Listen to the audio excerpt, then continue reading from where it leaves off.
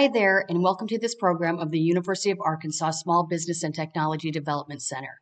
We are so pleased to be able to bring you these educational tools to help support small businesses. If you don't know about the Small Business Development Center, it's a one-stop shop for startups and existing small businesses. We are associated with the University of Arkansas and affiliated with the statewide ASB, TDC, and SBA. We are also part of a national network of more than 1,000 small business centers. Locally, we offer complimentary one-on-one consulting and programs covering the relevant topics for business owners. And if you're not already a client, we encourage you to visit us at sbtdc.uark.edu and click Get a Consultation. Or you can email us at sbdc.uark.edu. You can also see the QR code on the screen right there and get more information from that. My name is Chris Case, and back in the early 1990s, I began my journey helping businesses, and especially the most important part of businesses, people. When they both succeed, everybody succeeds. I've accomplished this through counseling, consulting, training, and coaching. My number one focus has always been the same: to make sure that you hire the right person, put them in the right job, and make sure that you give them the tools to succeed. So I want to talk a little bit about motivating and get the most out of the individuals around you. And a lot of times the old way of motivating and everything that you've probably heard before, it works, but it doesn't work until you really embed it in that individual. It is very important to understand that the emotional intelligence of an individual is not the opposite of intelligence. It is not the triumph of heart over head. It's the unique intersection of both. And I really do believe if you understand the emotional intelligence side of individuals and relationships, you're going to be able to embed that motivation in each one of your individuals just naturally. So I love to give statistics because I want to tell you about the bottom line before we go any further. But having a high IQ is not warm and fuzzy. It's not something that's touchy-feely. It directly affects the bottom line. So here's 3 examples.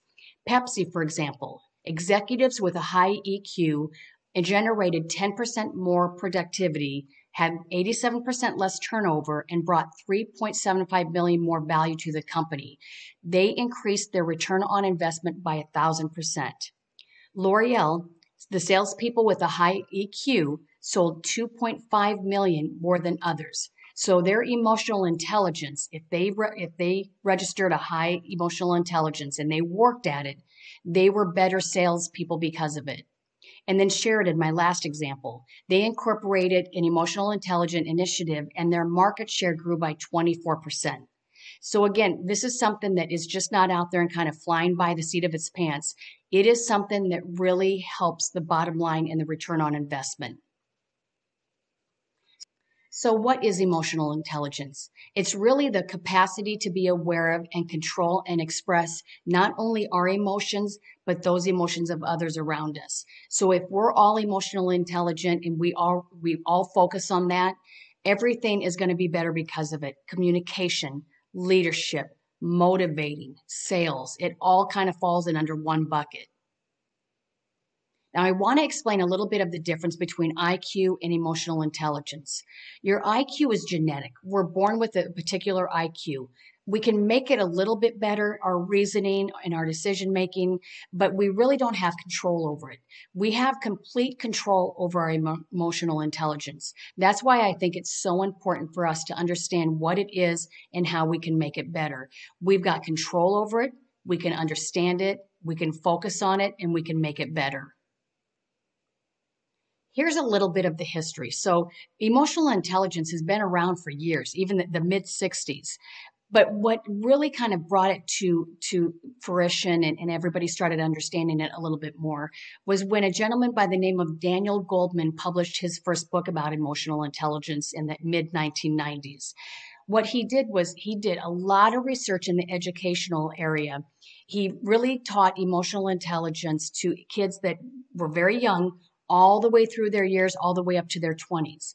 What he found was if they taught emotional intelligence and if the kids lived and practiced it, they would be 80% more successful than the kids that did not understand emotional intelligence or were not introduced to emotional intelligence at an early age. Because it was so successful in school, he brought it into the corporate and the business world, and it's been just as successful. So what I'm going to refer to a lot in this video is his book, Emotional Intelligence, again, by Daniel Goldman. He's kind of, again, my guru, and he makes sense to me, but there's a lot of different authors and individuals and experts out there that you can also look up. So here's some more stats that I just wanted to kind of let you know about. 75% of careers are derailed because of reasons related to emotional intelligence. And I'll drill that down just a little bit more. As much as 80% of adult success comes from emotional intelligence, just like Daniel Goldman's studies have shown. For individuals in leadership positions, 85% of their competencies were within the EI domain. And we're going to talk just a little bit more about that also. But as you can see, these statistics are very high and very proving of what emotional intelligence can bring to your business. When appreciated, remember when I said we can motivate all day long, but if it's not internal in that individual, if that person does not feel appreciated, we're not going to be able to motivate them. So here's some numbers. When appreciated, 78% will be more motivated. 65% will work harder. They're going to be there on time. They're going to stay late and they're going to work harder. 51% will stay with your company if appreciated. So let's talk a little bit about Daniel Goldman. Again, his book is Emotional Intelligence, and he's the one that did a lot of the research with the educational institutions and then brought it into the business world, and it's been just as successful. 50,000. Now that's a huge number. But we have on average 50,000 thoughts a day. And what happens is we have a thought, it leads to an emotion, and then it ends up in a behavior. If we don't understand the emotion, the middle piece of that, the most important piece of that, our behavior will not reflect what we probably want it to. And that's where some of us get into trouble. So you've got to understand when you have a thought, you're going to have an emotion. And if you understand that emotion, the outcome is going to probably be more successful. So the 4 pillars of Daniel Goldman's Emotional Intelligence book, he boiled it down to these 4: self-awareness, self-management, social awareness, and relationship management. So let's first talk about self-awareness, because I think this is the foundation. If you don't understand yourself and how you're perceived, you're not going to be able to build those other pillars off this social awareness, which is the first pillar. So one of the things I said earlier is I think what you need to really do is understand yourself with maybe reading the Emotional Intelligence book, but even better, doing some sort of an assessment. There's a lot of different assessments out there that you can take. One that I prefer is the DISC assessment.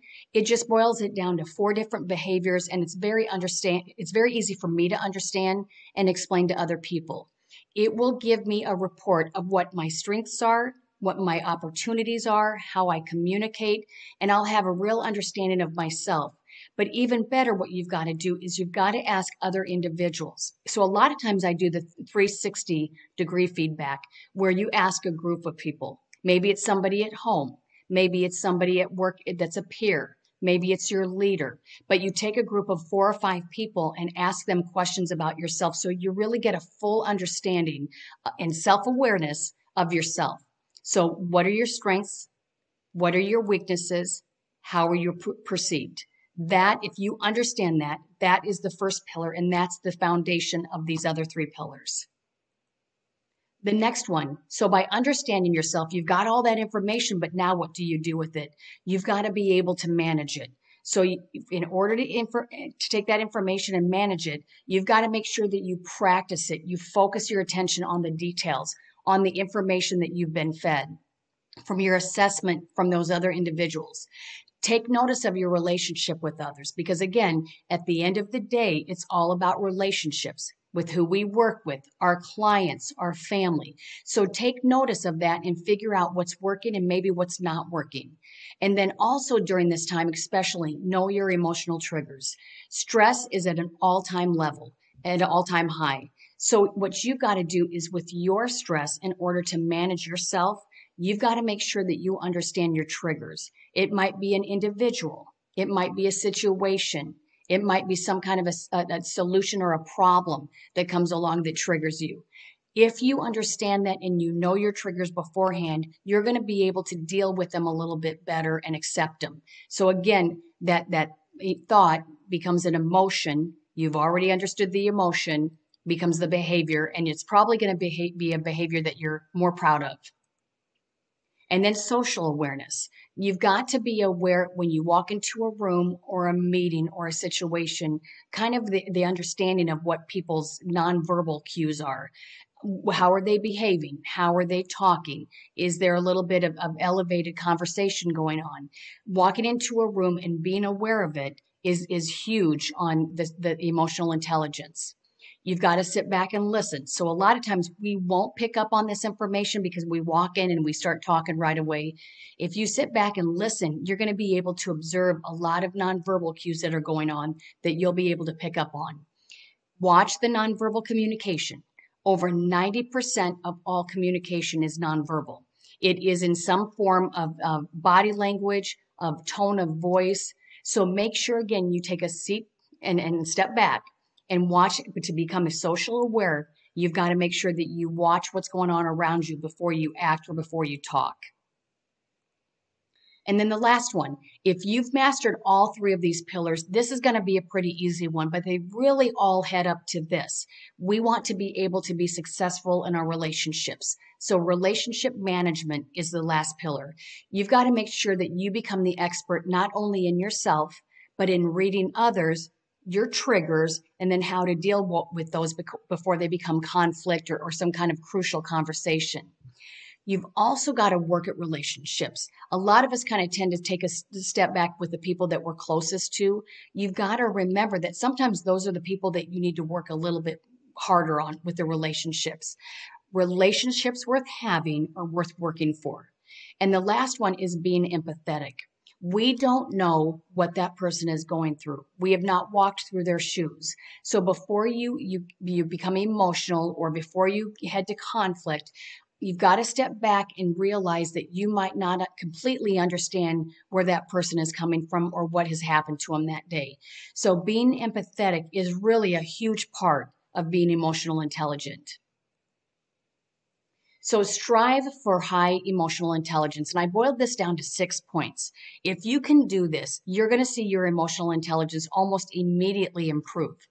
Number 1, admit and learn from your mistakes. There's no better way to learn from the valleys than there are from the hills. So you've got to make sure that you step back, admit when you've made a mistake, figure out what you could do a little bit different, and then take that action the next time.